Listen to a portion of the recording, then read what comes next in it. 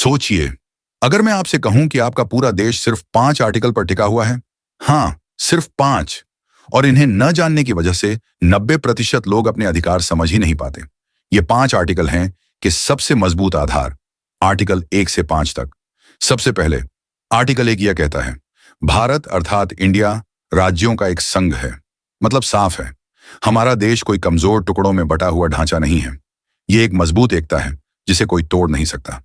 अब आर्टिकल 2, सरकार के पास यह शक्ति है कि वह नए राज्यों को भारत में जोड़ सकती है।